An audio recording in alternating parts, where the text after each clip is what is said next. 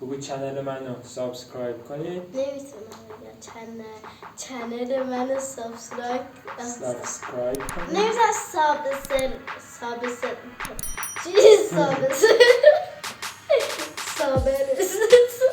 بگو ویدیومو لایک کنید. بچه‌ها ممنون میشم که میدید. سلام بچه‌ها، من مهدیس هستم. امروز قراره کتاب داستان خاله پیرزن رو برای شما بخونم. یکی بود یکی نبود، زیر گنبد کبود یک خانه نقلی بود. توی این خانه خاله پیرزن زندگی میکرد. خانه یک حیاط داشت، حیاط یک باغچه داشت. خانه یک اتاق داشت، اتاق یک تاقچه داشت. یک شب خاله پیرزن شامش را خورد، پنجره را باز کرد. باد سرد هو از لای پنجره به اتاق آمد. خاله پیرزن گفت وای وای، چه بادی، چه سرمایی. بعد پنجره را بست، رخت خوابش را پهن کرد، لحاف را روی خودش انداخت و خوابید.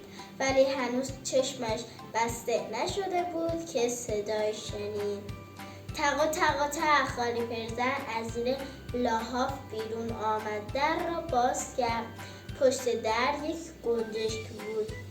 گفت جیک جیک و جیک، دارم میلرزم، تیریک و تیریک، هوا خیلی سرده. میتونم امشب مهمون شما باشم؟ خاله پیرزن دلش سوخت و گفت بله بفرما، بیا پیش من از دست سرما. خاله پیرزن این طرف اتاق خوابی، گنجشک هم آن طرف اتاق خوابی، ولی باز هم صدای در آمد. تق تق تق. خاله پیرزن در را باز کرد. الاغه پشت در بود.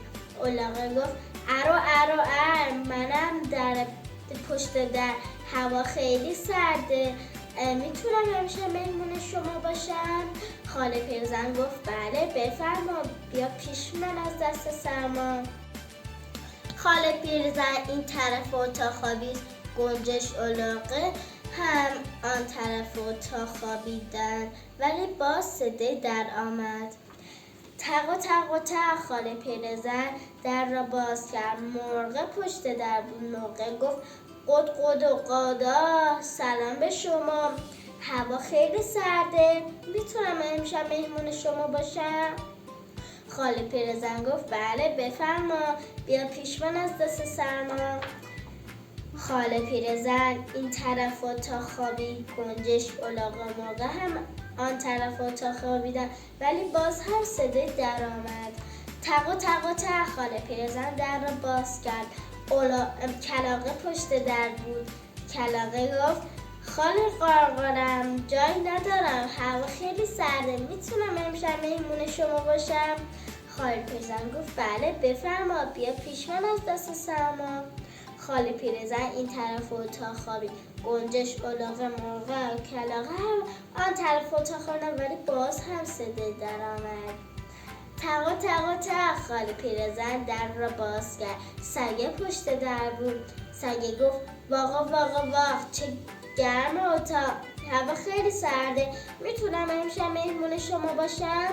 خاله پیرزن گفت بله بفرما، بیا پیش من از دست سرما.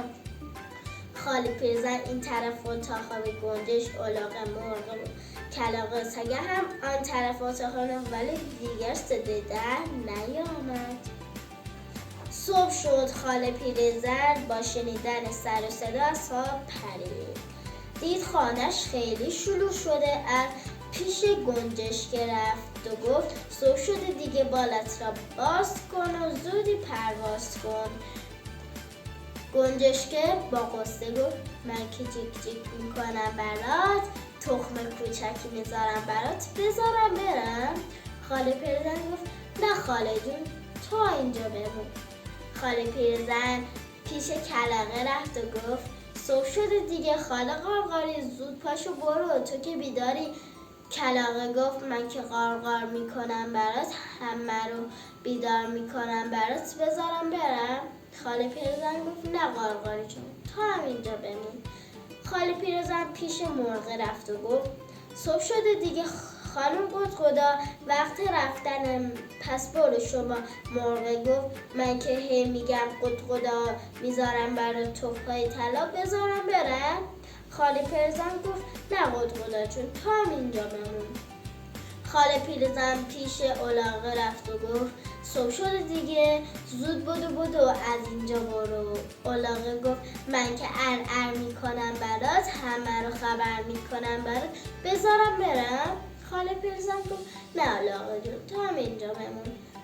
خاله پیرزن پیش سگه رفت و گفت صبح شده دیگه، پاشو آقا جون، باید که بری از خونه بیرون. سگه گفت من که هی میگم واق واق واق تا دوزه نیا شب توی اتاق، بذارم برم؟ خاله پیرزن گفت نه آقا جون، تو هم اینجا بمون. همه آنجا ماندن و دوست خاله پیرزن شدند. هر کدام برای خاله پیرزن کاری کردن و خاله پیرزن هم خوشحال و خندان در کنار آنها زندگی کرد. خب بچه‌های عزیز، بازنویسی افسانه شهران نژاد و تصویرگر مانلی منوچهری. بچه‌ها خدا نگهدار، شبتون بخیر. اینجوری نه.